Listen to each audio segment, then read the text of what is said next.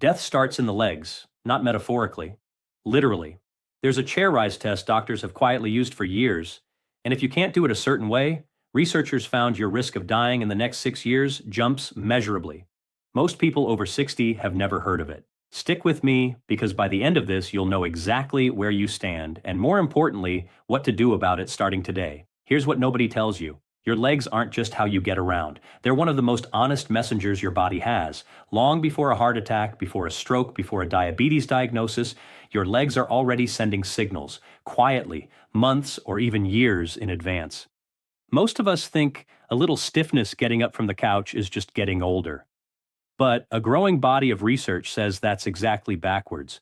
Your legs aren't declining because you're aging. In a lot of cases, you're aging faster because your legs are declining. And before you assume this doesn't apply to you, maybe you feel generally fine, maybe you're still doing everything on your own, some of the clearest research on this comes from otherwise healthy-seeming adults who had no idea their leg strength or circulation had quietly slipped, because nothing in daily life had forced them to find out. That's exactly why this matters. It hides in plain sight. Let me tell you about my neighbor for a second, because this is the story that got me obsessed with this topic in the first place. She was 68, sharp as anything, drove herself everywhere. One afternoon, she went to stand up from her porch chair and just couldn't, not without grabbing the armrest and pulling hard. She laughed it off, said her knees were just being knees. 18 months later, she had a cardiac event that put her in the hospital for a week. I'm not saying one caused the other directly. That's not how this works. But when her doctor reviewed her case afterward, the leg weakness wasn't a footnote. It was one of the earliest visible signs that something bigger was already brewing underneath. And that's exactly the pattern researchers keep finding over and over in much larger studies than one neighbor's story. Let's start with something researchers have studied for over a decade. The sitting rising test. You sit down on the floor, then stand back up without using your hands, your knees, or any furniture for support. A well-known study published in the European Journal of Preventive Cardiology followed thousands of adults in their 50s, 60s, and 70s and tracked how well they could do this one movement. The people who couldn't get up without support had a dramatically higher risk of dying over the following years compared to people who could do it smoothly. Not because the test itself is magic, because the test is a mirror. It reflects leg strength, balance, joint mobility, and core stability all at once. The exact combination of things that quietly falls apart while everything else about your health looks fine on paper. We obsess over blood pressure numbers. We get our cholesterol checked. But almost nobody tracks leg strength as a vital sign, even though multiple long-term studies have found grip strength and lower body strength together predict mortality risk about as well as blood pressure does. Let that sink in. Your ability to rise from a chair, to climb stairs without stopping, to walk at a normal pace. These aren't just quality of life issues. They're some of the most underused early warning systems in medicine, and most annual physicals still don't measure any of it. So why do the legs go first? It comes down to sarcopenia, the medical term for age-related muscle loss. Here's the surprising part. It doesn't hit your whole body evenly. It hits your legs first and hardest. After about age 30, most people lose roughly 3 to 8% of their muscle mass per decade if they're not doing anything to counteract it. And after 60, that rate can speed up. The legs contain your largest muscle groups: quads, hamstrings, glutes, and they're also the muscles most people stop actively using once they're not playing sports or doing physical labor. Muscle you don't use, your body sees as expensive to maintain, so it starts breaking it down. That's not a punishment, just biology being efficient, but it makes the legs a kind of canary in the coal mine for your whole metabolic system. You might be thinking that's just genetics. Genetics plays a role, sure, but research shows lifestyle factors, activity level, protein intake, consistency of movement explain far more of the variation in leg strength among older adults than genetics alone. Two people with similar genes can end up in very different places in their 60s, purely based on what they did or didn't ask their legs to do along the way. Now here's where this connects to actual life or death outcomes. Muscle tissue is one of the biggest regulators of blood sugar in your entire body. It's where a huge portion of the glucose from your meals gets absorbed and stored as fuel. When leg muscle mass drops, your body's ability to clear sugar from your bloodstream drops with it because there's simply less tissue to do that job. Researchers have found this is one of the quieter drivers behind rising blood sugar and insulin resistance in older adults. Not just diet, but literally having less muscle available to soak up the glucose. Two problems, one root cause, and it's happening in a part of the body most people never think to check. Let's talk about circulation, because this is where death starts in the legs, stops being dramatic, and becomes closer to literal fact. There's a condition called peripheral artery disease, PAD for short, where the arteries carrying blood into your legs start narrowing, usually from the same plaque buildup that causes heart attacks.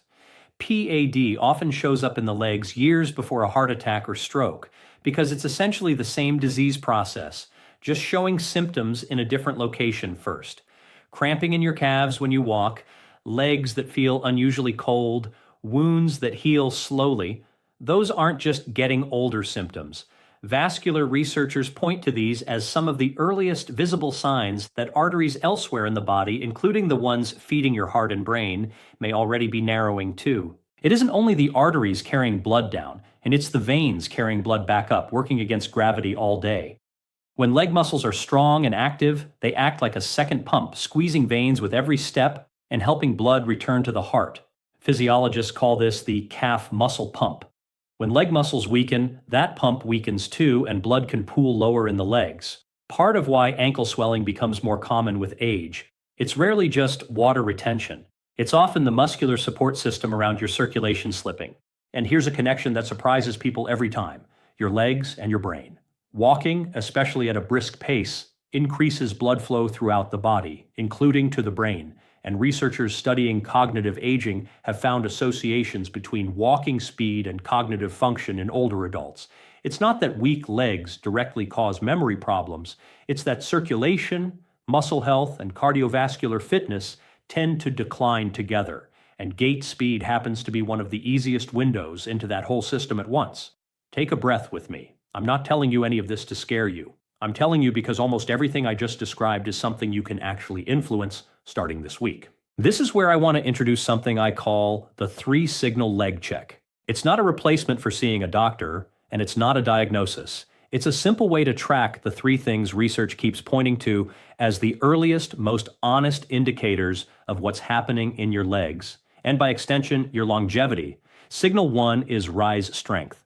Can you stand up from a low, armless chair without pushing off with your hands comfortably in one smooth motion? If you can, that's a good sign your quad and glute strength is holding up. If you're struggling or already using your arms without thinking about it, that's usually the first quiet clue muscle is being lost. Signal 2 is walking pace. Researchers have repeatedly found gait speed, how fast someone walks at their normal pace, is one of the strongest predictors of future health outcomes they've measured, sometimes called a 6th vital sign. Just notice honestly, are you the person other people slow down for now, or the person who used to slow down for others? Signal 3 is calf comfort under load. Walk briskly or climb stairs and pay attention to your calves.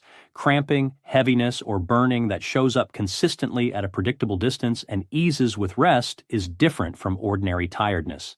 That pattern is one of the classic early clues researchers associate with circulation issues in the legs, and it's worth mentioning to a doctor. None of these 3 signals alone tells you anything definitive, but together they give you a far more honest picture of what's happening below your waist than most annual checkups ever will, because most checkups simply don't test for any of this.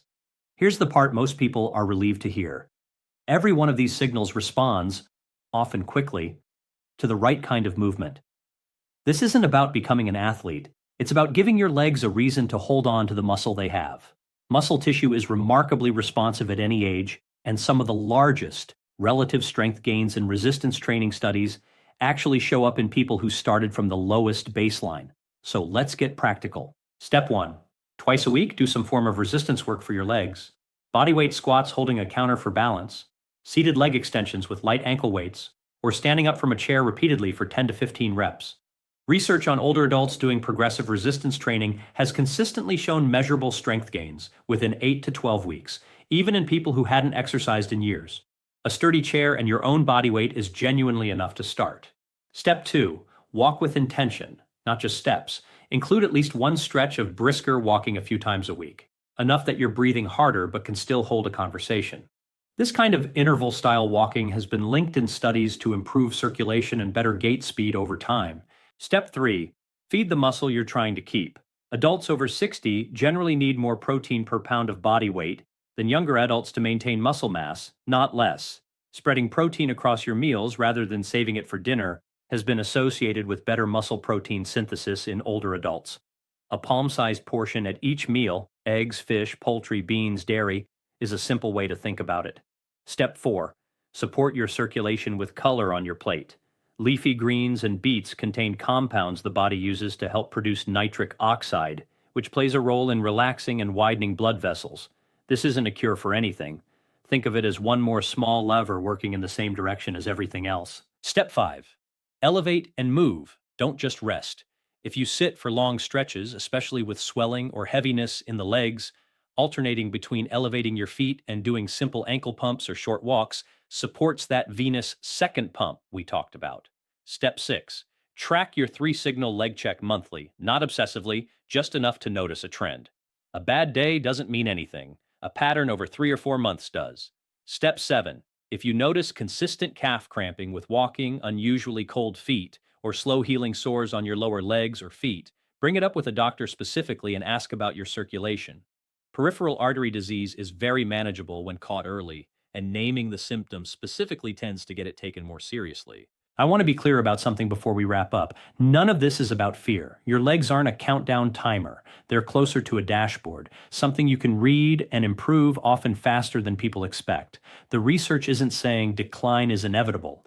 It's saying decline is detectable early, and detectable early means actionable early. A very different, more hopeful message than death starts in the legs might make it sound at first. Think back to my neighbor. What strikes me most, looking back, isn't that the warning sign existed. It's that it was so easy to explain away. Just being knees. That instinct to minimize a small physical struggle is completely human. The whole point of the 3-signal leg check is to replace that instinct with something concrete enough that you can't quite explain it away anymore. We spend so much energy worrying about the parts of our health we can't see, cholesterol numbers, hormone levels, things that only show up on a lab report. Meanwhile, one of the most predictive systems in the entire body is sitting right there in plain sight, moving you through your day, and almost nobody pays attention to it until something goes wrong. That gap is really the whole reason I wanted to make this video. It isn't complicated science, and it isn't expensive to act on. One more thing before I let you go. None of these 7 steps require you to do everything at once. Pick one, just one, and give it 2 weeks before adding a second. Small, consistent inputs compound in the body in ways dramatic short bursts of effort simply don't. If there's one thing I want you to walk away with today, and yes, that pun is intentional, it's that the health signals hiding in your legs are some of the most honest, most fixable indicators your body gives you. Most people wait for a diagnosis before they pay attention. You don't have to be most people. If you tried the sitting rising test while watching this, I want to know how it went. Drop a comment and tell me honestly whether you needed your hands or not. No judgment at all, just curiosity. And if this got you thinking about what else your body might be quietly telling you, the next video digs into a signal hiding in your hands that most people over 60 have never considered. Grip strength and what it turns out to predict. If you want that one when it's up, go ahead and subscribe so it lands in front of you.